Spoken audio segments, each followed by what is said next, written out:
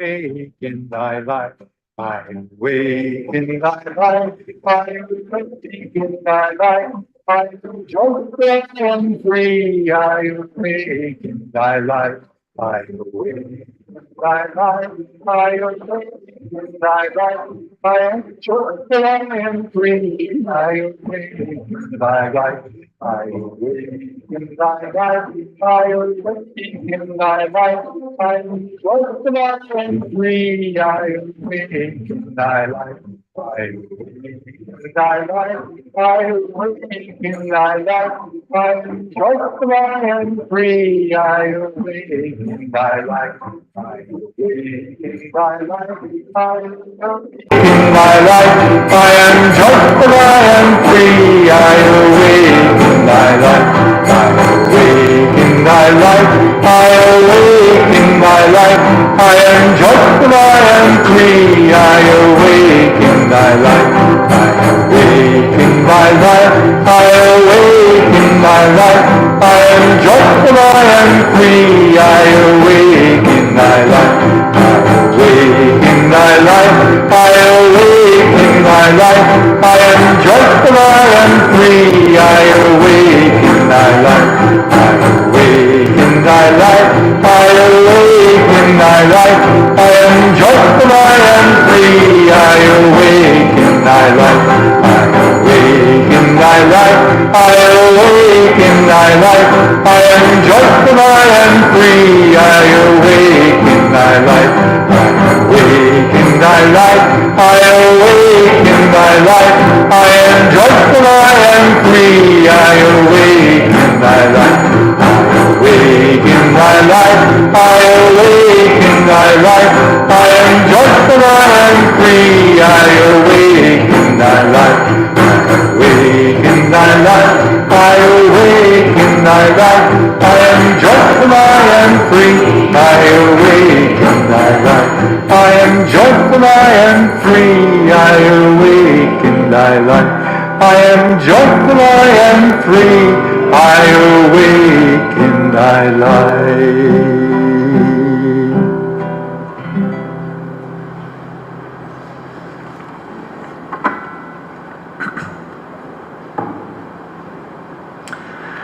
We'll meditate together now, sitting up straight.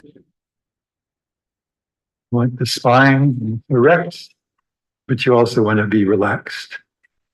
So let's inhale deeply. Hold the breath and tense the body. Exhale and relax. Again, inhaling and tensing. Hold the breath and relax. One more time.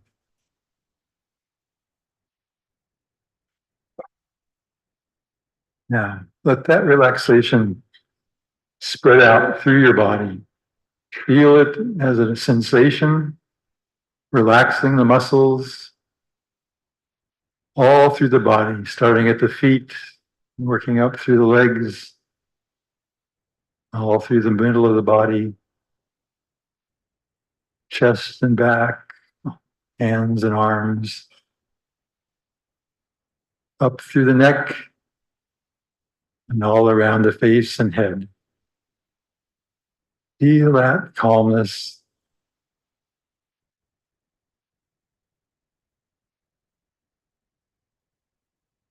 And let that calmness come into the mind, bringing again that healing relaxation, releasing any worries, problems, just offering them up, letting them go into that sea of peace flowing through us, body, mind, and soul. The next few minutes, try to just open yourself to that peace, that light, that joy, let it permeate you in all levels.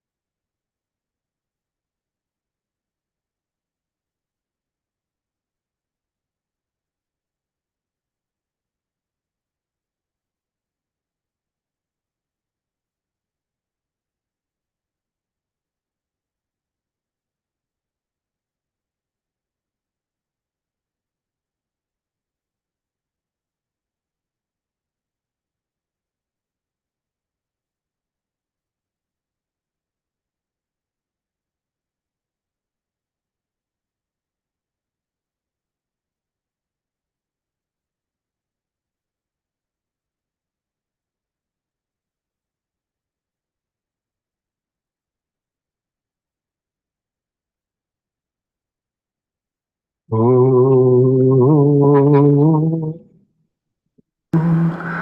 oh,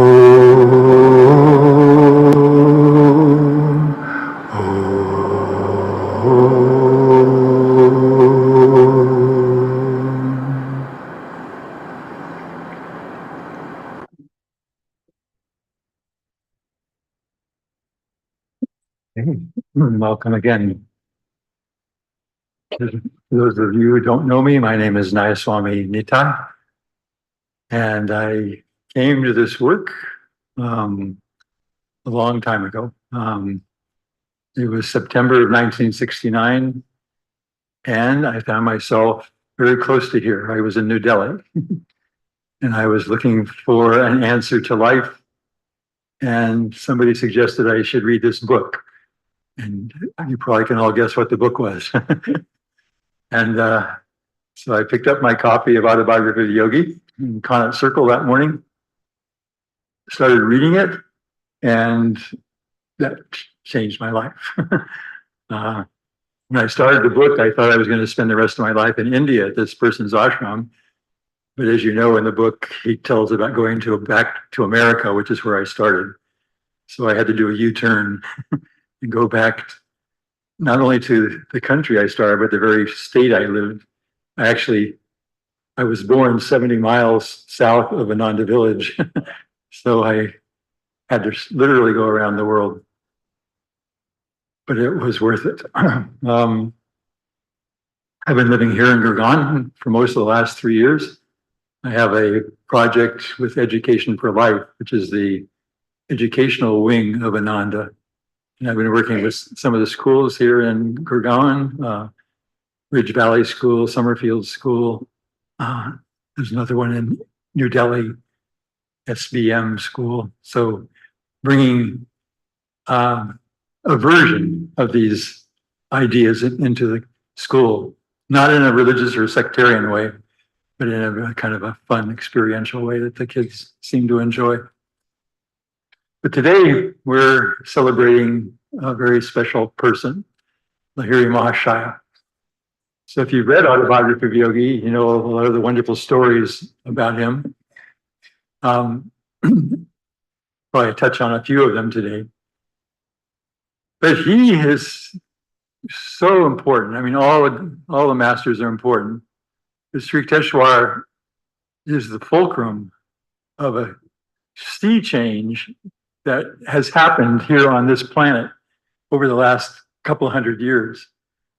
For those of you who have kind of gone further into these teachings, you know about the yugas and Sri Teshwar's work, showing that we entered a higher age, not the highest age, but a higher age, back in about 1700, very beginning of it. These ages last anywhere from 1200 to 4800 years, but so it takes a while to get into them. You know, there's a kind of a entry phase, changing from the consciousness of the last yuga to the new one. And the change is very dramatic. Going back to what Sri Teshwar calls Kali Yuga, consciousness is completely matter bound. The general consciousness is only aware of the material plane and the senses. Everything else is kind of closed off. It's inaccessible, except a few people, of course, in any age, break through that. But if you did that in Kali Yuga, you basically had to leave this world behind.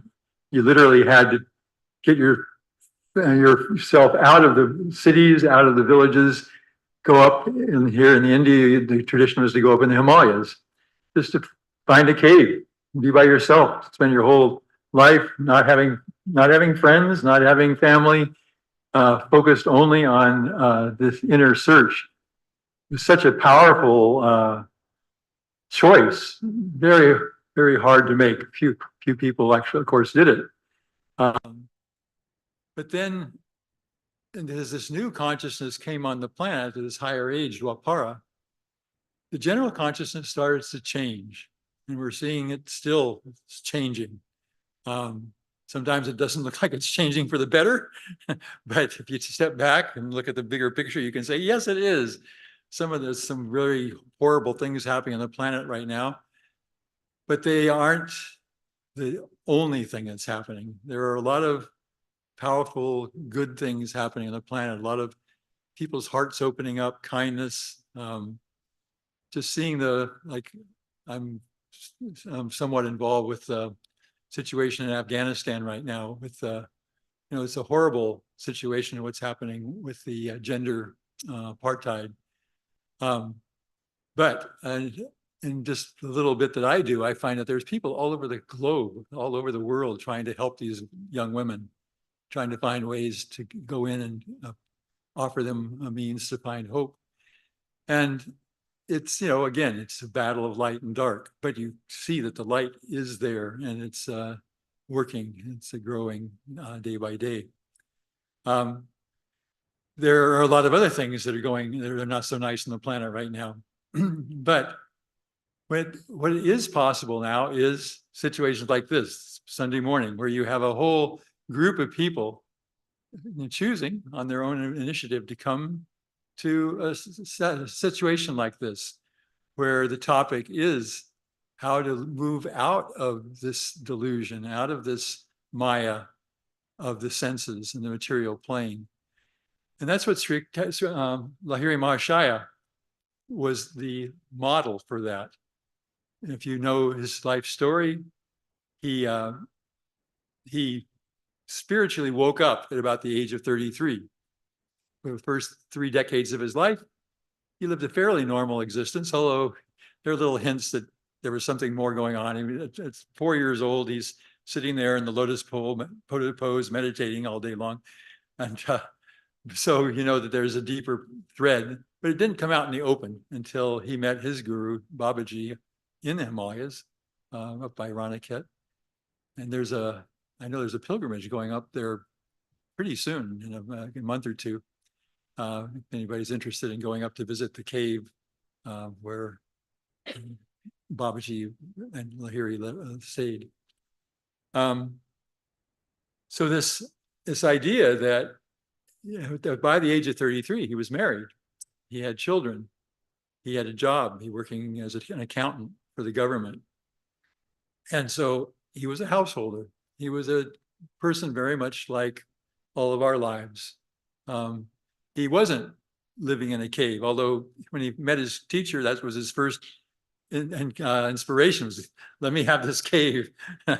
But Babaji told him, no, there's something more is trying to happen. And your job is to go back into, where he went back to Varanasi and continued his life for the next 35, 40 years. He continued, I think he was an accountant for another 25 years after having his initiation with his guru. So he's not that hard to imagine. You can think, okay, what does he do?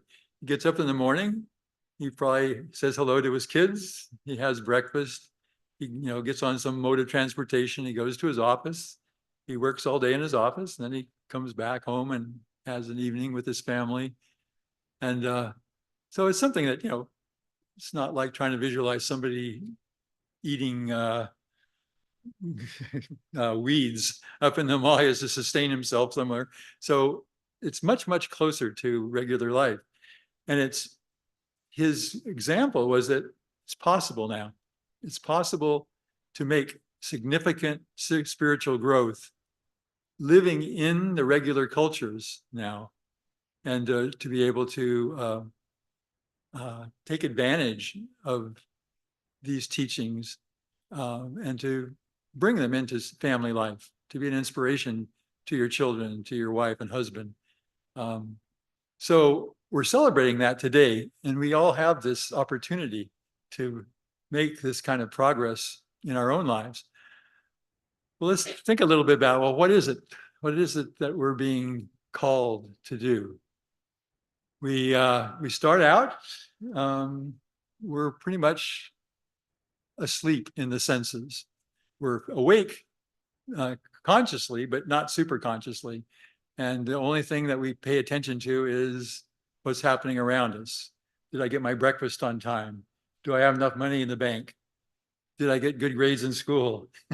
All these different things that impinge on us and call us. And they are part of life. But what Lahiri is saying, that there's much more. There's much more that we can do. We can learn to become aware of deeper and deeper levels of reality. The whole approach of that there's a higher power. At first, it doesn't seem like a power. It seemed like a whisper because we were just learning to wake up to these things, that there is this higher consciousness that is not dependent on the senses. And we can access it through meditation. Of course, that was the other part of Lahiri's gift, that he was the one that brought Kriya Yoga to us. And for those who have Kriya, you know the incredible power that it has. But if you don't have Kriya, this beginning with Hong Sa is so, so wonderful. I remember very much in my own life. So I went back to the United States in the fall of 1969 and found the teachings of this path and began, I remember my New Year's resolution in 1970. So January 1st, 1970, I'd been kind of reading things and, oh, this looks interesting, but I hadn't really been doing anything with it.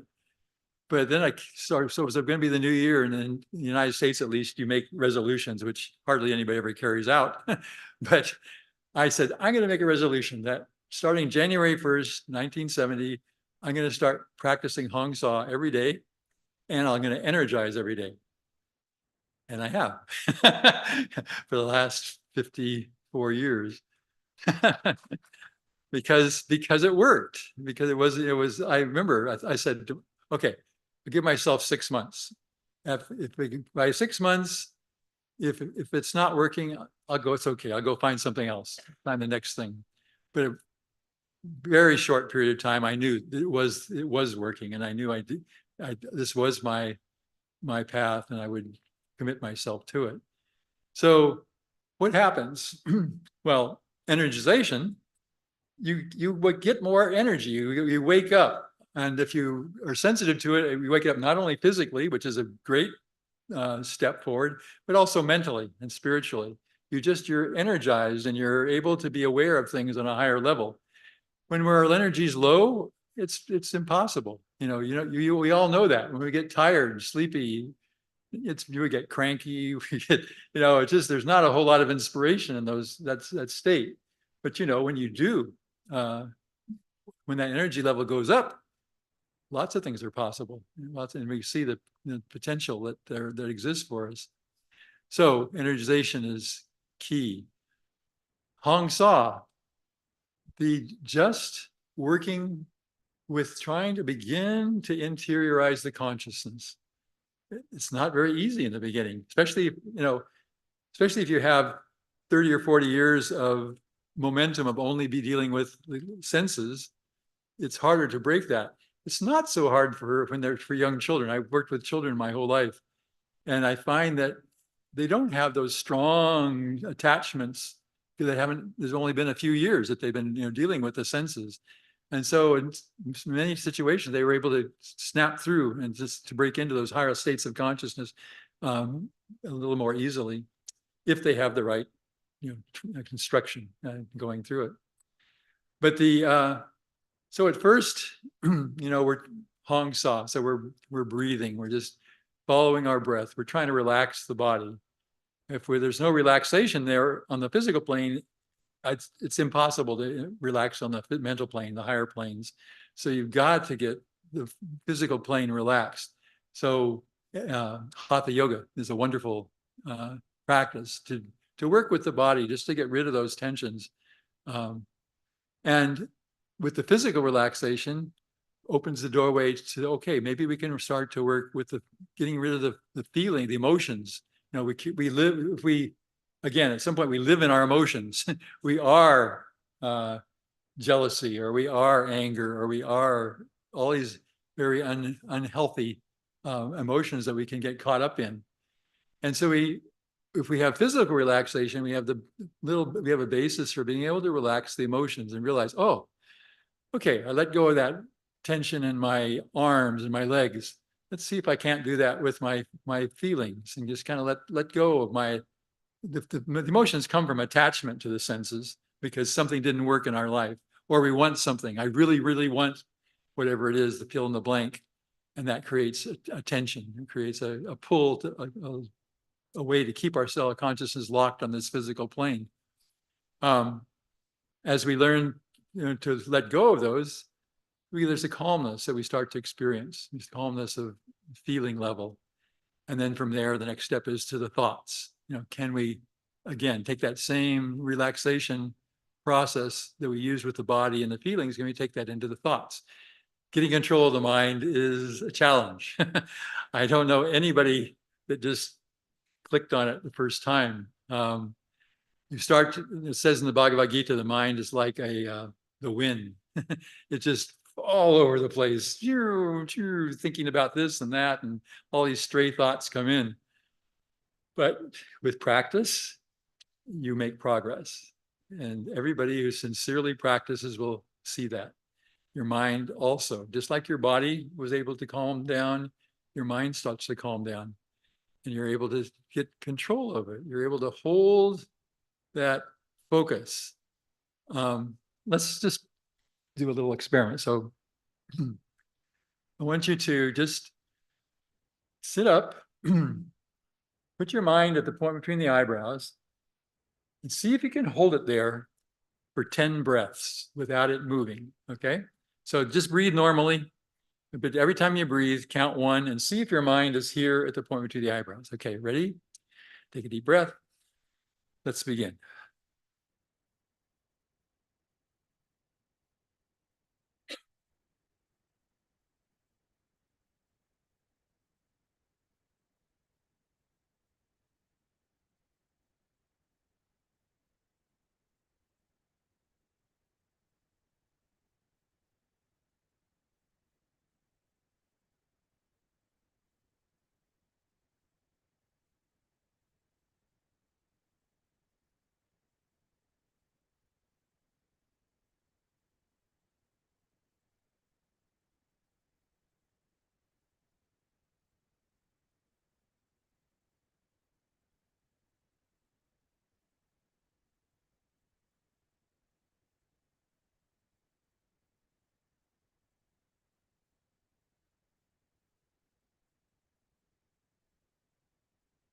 Okay, we all breathe at different rates, but so you can kind of tell, was it easy? Did you were able to keep it there?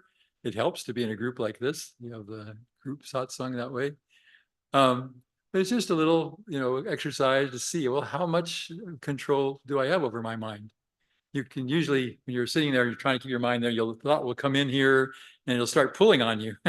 And if you're not really focused, it'll pull you away. And all of a sudden you're thinking about yesterday when I went to the mall or something else, and you're, oh yeah, wait. Okay, come back here. But it gives you a little example. I played with this with the children in different ways. One time, sometimes we just keep score. We have a little scorecard, and we do this exercise every day. And you write down, did you get a 10 or did you get a 9 or a 2 or 1? And you just write it on your scorecard, and you can watch yourself over a week or two and see how you're doing. One time, I don't have a bell here, but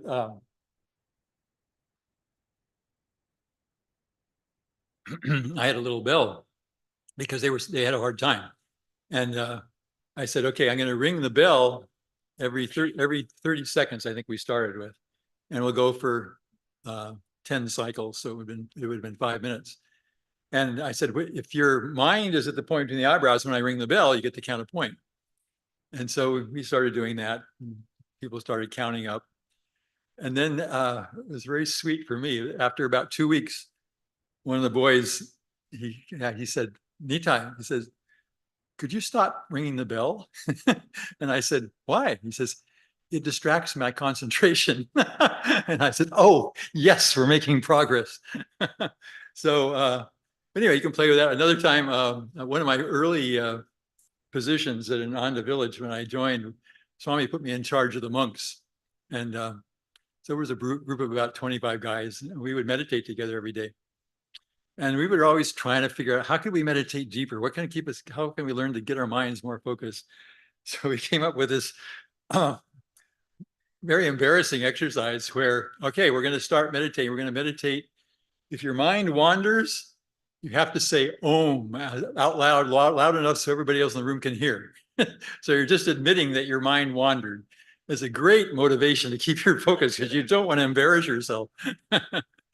But so you can play tricks on your, and play games with yourself trying to get this, develop this skill. But why do we want to develop the skill? Why do we want to go inside? Well, this is another part of what Lahiri was sharing with us, that the goal is to become a renunciate in the fullest sense. And Lahiri modeled that and said, it's to show us that we could do this in the beginning. Well, what is a renunciate? A renunciate is somebody who has realized gradually, probably for all of us, that we are not going to get what we're looking for on the physical plane. That there is nothing that happens on the sensory plane that gives lasting happiness. Every satisfaction on the physical plane is fleeting. And it's balanced by equally unhappy sadness. And so, and it takes, everybody has to learn this for themselves, because everybody keeps thinking, oh, if I just had fill in the blank, another $10,000, I don't know how much that is in rupees, in the bank account, or if I just had that really nice car, or if I just, whatever it is, I would be happy. And you go through that, you pursue it over and over and over again. And you find out that there is nothing on this physical plane that gives lasting happiness. And you also realize that that's what you really want. That's what we're programmed in our soul. We want lasting happiness. We want bliss. We want Satchidananda. And so those two things, we become aware that that's what we really are made to become, is happy on an ongoing basis, on the deepest level possible, and that we can't get it on the physical plane. So then, to that extent, we have the motivation to start to interiorize, to start to go learn how to calm the mind, how to go inside, explore that. And then as you do that, you realize you have glimpses, at least, that's what keeps us going. You have glimpses of this transcendental bliss or soul bliss, that it does exist and is accessible, and we can keep improving on. So that was the challenge that Lahiri gave us, that, okay, before this, if you were living in regular society, you weren't living that much different than an animal. You were just there going through the motions, you were young, your body worked, you go out, get to a certain age, you get married, you have children, go a little further, you start to have illnesses and sickness, and then the body wears out, and then you just keep recycling that way.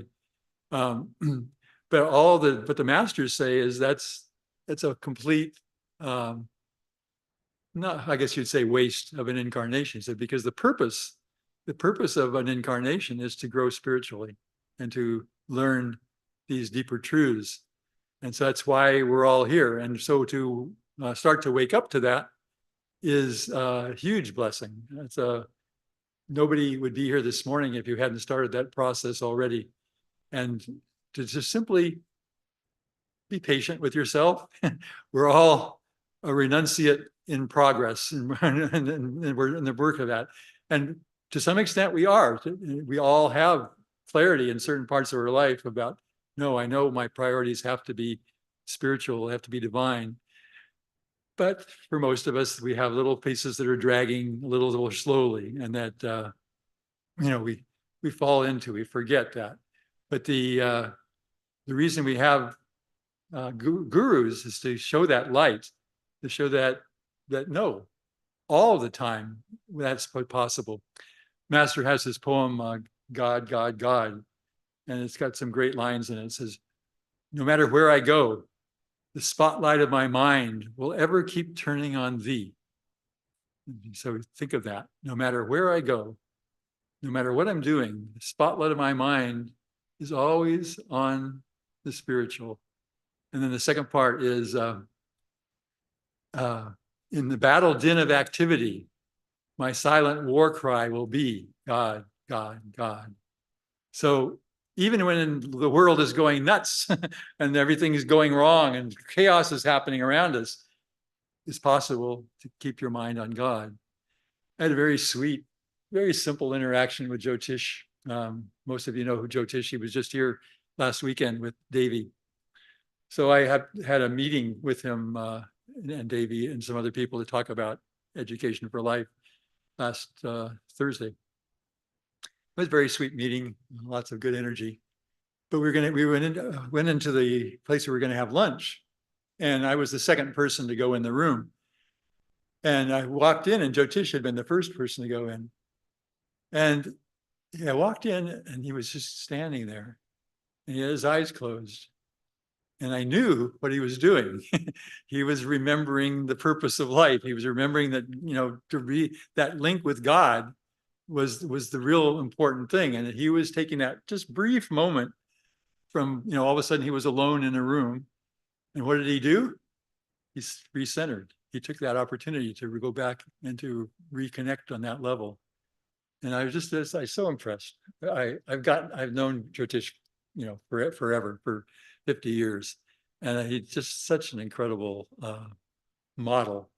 A little, they get a little bit, it's like a stepping stones. You have the avatars, and they are incredibly inspiring. But they're also, you kind of think, oh my God,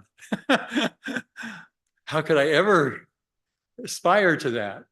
But then you get, you come down a little step, you get, people, the saints, you get Swami Kriyananda, you get others that you can say, oh, maybe that kind might, then the next level down, you get your guru buys, and you get, oh, yeah, look at that. Look what he's doing. I remember I had, some of you might know Haridas. He and his wife, Roma, have been here in India for the last 20 years, down in Bangalore, and helping out. But he was one of the first people I got to know at Ananda village, and he was one of the monks in those early days. And he didn't get home until really late one night. It's like it was 1 or 2 in the morning.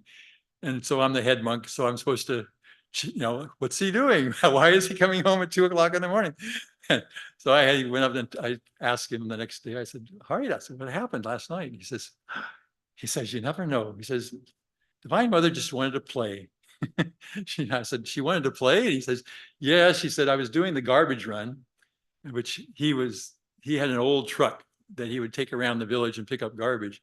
And he says, and right when I was ready to come home, it broke down. And it took me 4 hours to fix it in the middle of the night.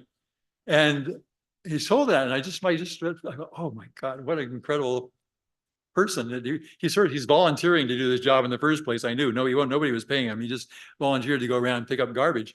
And then, of course, the old truck, there was no money in those days. And he was fixing the truck on his own, paying for the parts and stuff like that, and spending all of his time and getting back at 2 in the morning. And I was just like, oh, that's so inspiring to know somebody who would do that with their life. How many people would do that? And then, of course, that was the joy of discovering Ananda for me. It was that there were a lot of people that would do this. There were people like, you just had this last weekend. I know there are many people that are in this room. They were up and past midnight, organizing this thing and fixing the place up. So it was so beautiful. And that's the satsang. That's the joy of satsang. It inspires you. If he could do it, yeah, I might be able to do that. I might be able to commit myself more spiritually, to meditate longer, to serve better, all these different things that happen so powerfully that way. So we have so many different levels of inspiration that way to take advantage of. So Lahiri started it all off. He set a tone. We're here. We are at the 2024 version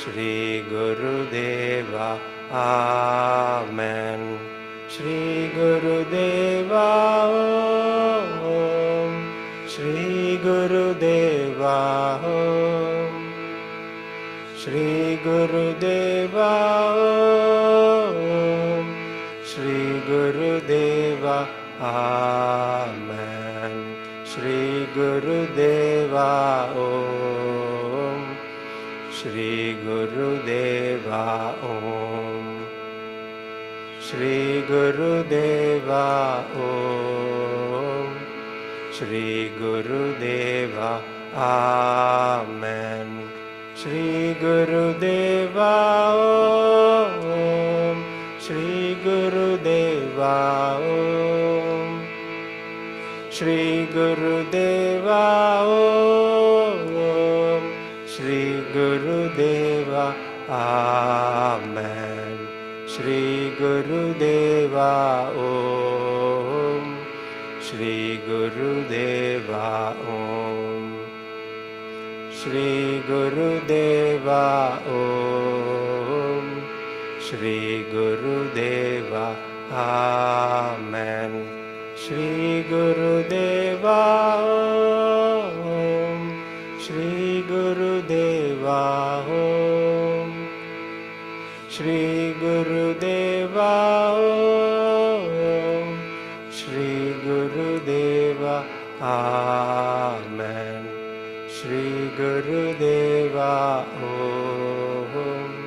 Shri Gurudeva Om. Shri Gurudeva Om. Shri Gurudeva. Amen. Shri Gurudeva Om. Shri Gurudeva Om. Shri Gurudeva Om. Shri Gurudeva. Amen. Shri Gurudeva Om. Shri Gurudeva Om. Shri Gurudeva Om. Shri Gurudeva. Amen. Shri Gurudeva Om. Shri Gurudeva Om. Shri Gurudeva Om. Shri Gurudeva. Amen. Shri Gurudeva Om. Shri Gurudeva Om. Shri Gurudeva Om. Shri Gurudeva. Amen. Shri Gurudeva Om. Shri Gurudeva Om. Shri Gurudeva Om. Shri Gurudeva. Amen. Shri Gurudeva Om. Shri Gurudeva Om. Shri Gurudeva Om. Shri Gurudeva. Amen. Shri Gurudeva Om. Shri Gurudeva Om. Shri Gurudeva Om. Shri Gurudeva. Amen. Shri Gurudeva Om. Shri Gurudeva Om. Shri Gurudeva Om. Shri Gurudeva. Amen. Shri Gurudeva Om. Shri Gurudeva Om.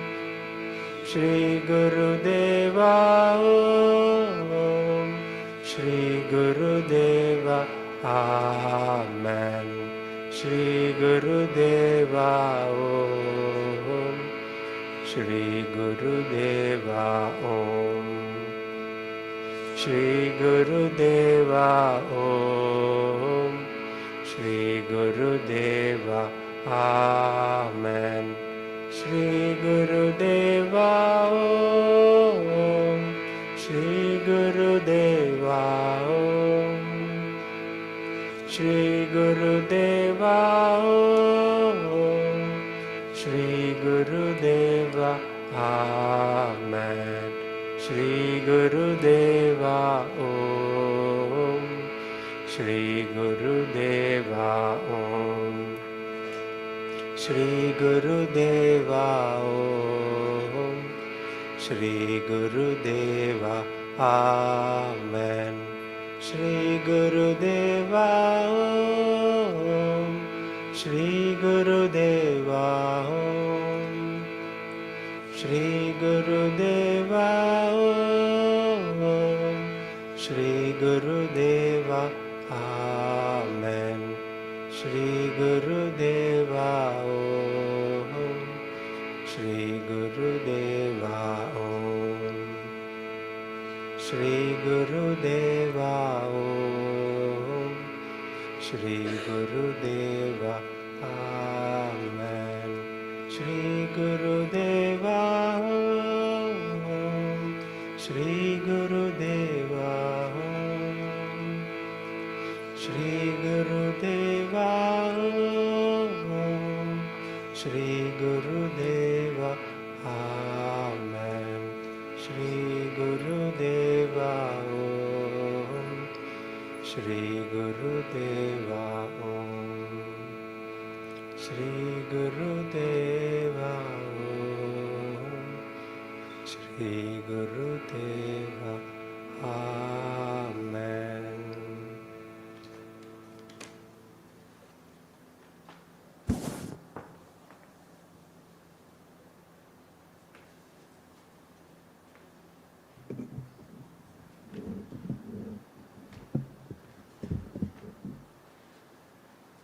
So we'll close with healing prayers. We're offering ourselves as instruments to share the blessings, the light, peace, joy that we've received. Share that freely with all those who we meet. Let's rub our hands together. We'll chant Om 3 times.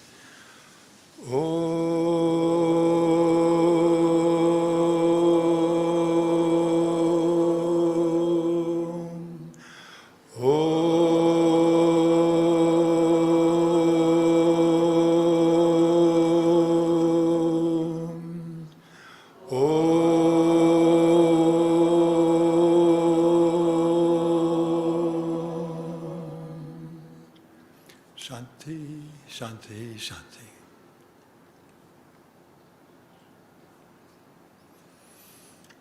Go out with joy.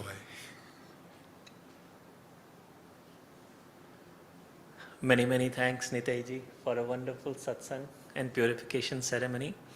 We will have now Prasad and Diya. We are also doing birthday recording for Dhyana ji's birthday, 70th birthday, which is coming. So we're looking forward for your presence in the room. Thank you.